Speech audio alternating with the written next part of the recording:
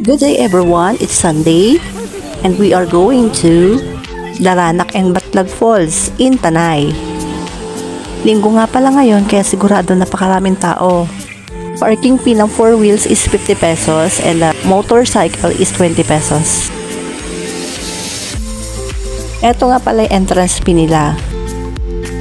Samantalang kung pupunta ka naman ng Batlag Falls, another 100 din doon. Hindi daw pwedeng Batlag Falls lang ang babayaran dahil nadaan ka muna ng Daranak bago ka makapunta ng Batlag Falls, which is may bayad daw yun dahil sa rights of way.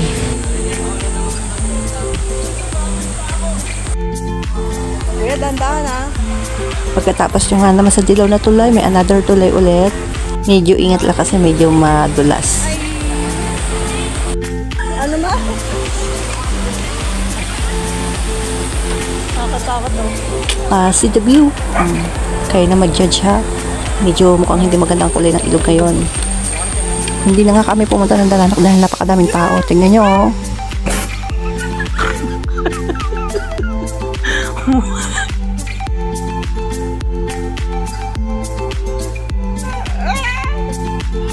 Kaya naman pumunta na kami sa Batlag Falls. 100 per head pala dito. Maglalakad nga pala kay paahon ng mga 20 minutes. Sila? Ay, nako, maghanap kami lupa. Napunta kami na Daranak. Papabaan.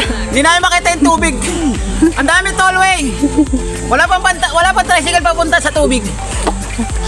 Ang haba ng daan, uy. Sus, kayo nasira na yung matres ko, uy.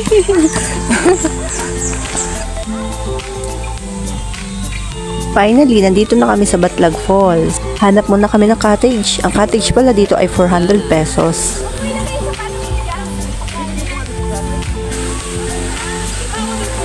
Napakadaming tao talaga ngayon. Kaya kahit sa Batlag Falls, napaka-crowded. Ang pangit ng punta namin. Pag hindi crowded dito, ang ganda ng tubig dito para may chlorine. Ngayon, brown na. Hi! Hindi ko alam kung bumahaba kasi maganda naman yung weather. Pero bakit ganito yung kulay ng tubig?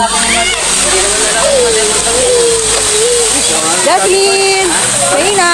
Mami! Hello! Hello! Hello! Andito kami sa ilog! Ilog daw sila. Hello!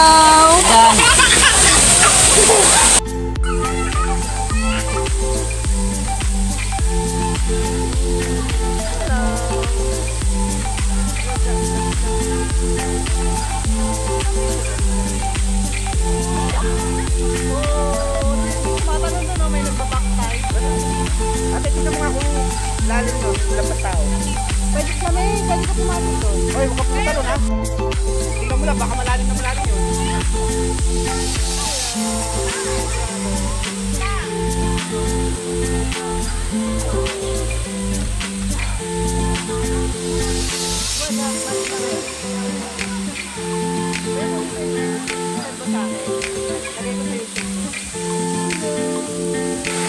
Hi ka. Oh, ikaw, Gila, ikaw.